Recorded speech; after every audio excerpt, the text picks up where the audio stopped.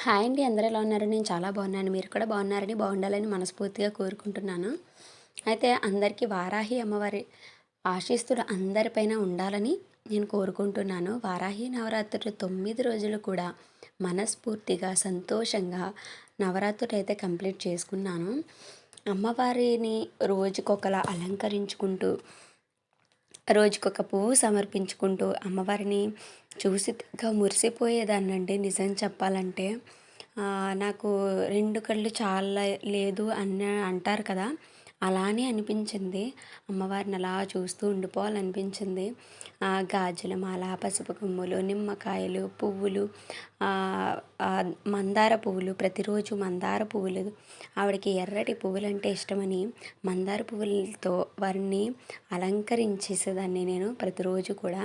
అలాగే అమ్మవారికి ధూపం అంటే ఇష్టమని ఎప్పుడు కూడా గప్పున ధూపం ఇస్తూ అమ్మవారిని, నేను ఆ ధూపంలో అమ్మవారిని చూస్తూ మురిసిపోయేదాన్ని. నాకు ఎంత అంటే చాలా మనశ్శాంతిగా అనిపించేది అమ్మవారిని అలా దీపం పెట్టుకొని మనస్ఫూర్తిగా దండం పెట్టుకుంటున్నప్పుడల్లా కూడా.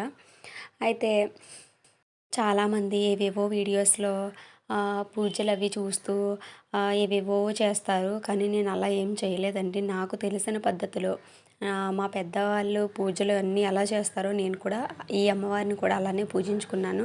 అలాగే బుక్ ఒకటి అమ్మవారి వ్రతం పుస్తకం కొనుక్కున్నాను కాబట్టి అమ్మవారి నైవేద్యాలు ఏం పెట్టాలి, ఎలా చేసుకోవాలి, అమ్మవారికి ఏమి ఇష్టం అనేది ఆ బుక్‌లో చూసుకొని అష్టోత్తరం చదువుకొని కుంకుమ పూజ చేసుకుంటూ అమ్మవారిని నాకు తెలిసినట్టుగా నేను ఎప్పుడు ఎలా అయితే అన్ని పూజలు చేస్తానో అలానే అమ్మవారికి దండం పెట్టుకున్నాను. అంతేకాని ఏవేవో సెర్చ్ చేసి ప్రతి ఒక్కరు ఆగో పలానా అదే చేయాలి, అది చేయాలి, ఇది చేయాలి అని చాలామంది వీడియోస్ చేస్తూ ఉంటారు. కానీ అవేవి నేను పట్టించుకోలేదండి. జస్ట్ ఆ బుక్‌లో ఉన్నట్టు అలాగే నాకు నచ్చినట్టు అమ్మవారికి పూజ చేసుకున్నాను. అంతేకానీ ఏవేవో అపోహలు, అనుమానాలు అలాంటివి ఏమీ పెట్టుకోలేదండి నేను. మనం వినాలి అనుకుంటే ఆల్రెడీ పూజ చేసిన వాళ్ళు రేపు పూజ అనగా ఈరోజు పూజ చేసి అవి పోస్ట్ చేసే వీడియోస్ బదులు ఏంటంటే చాగంటి వారు, గరికపాటి వారు, ప్రణవానంద ప్రభుజీ గారు ఇలాంటి వాళ్ళు చెప్పిన ధర్మబద్ధమైన ఆలోచన ఏదైనా మన మనసులో పెట్టుకొని మనం ఎలా పూజ చేసుకున్నా కూడా ఆ పూజ తప్పకుండా ఫలిస్తుందంటే, అధర్మం లేకుండా ధర్మబద్ధమైన ఆలోచనలు, ధర్మబద్ధమైన పనులు మనం చేస్తూ అమ్మవారిని మనం ఎప్పుడు ఎలా పూజించుకుంటామో అలా పూజించుకుంటే చాలండి. మన అమ్మ మన తప్పుల్ని మన్నిస్తుంది కదండి. మనం ఏదైనా తప్పు చేసి ఉంటే చివరిలో అమ్మా నేను ఇంతవరకే చెయ్యగలను, నాకు ఓపిక నువ్వు నాకు ఎంత ఓపిక అయితే ఇచ్చావో అదే ఓపికతో నేను నీ పూజ చేసుకున్నానమ్మా అని మనస్ఫూర్తిగా దండం పెట్టుకుంటే ఆ అమ్మకి కోపం వస్తుందా చెప్పండి?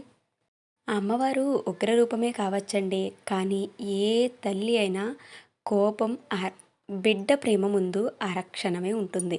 అందరికీ తెలిసిన విషయమే కదా! మన అమ్మ మనల్ని ఏం చేస్తుంది చెప్పండి? జై వారాహి మాత. అయినా మనం భయపడవలసింది అమ్మ పూజలో తప్పేమైనా చేశానేమో, లోపాలున్నాయేమో అని కాదండి. మనం చేసే పనిలో ధర్మం ఉందా లేదా? మనం నలుగురిని ఆనందపెట్టే మాటలు మాట్లాడుతున్నామా? బాధ పెట్టే మాటలు మాట్లాడుతున్నామా?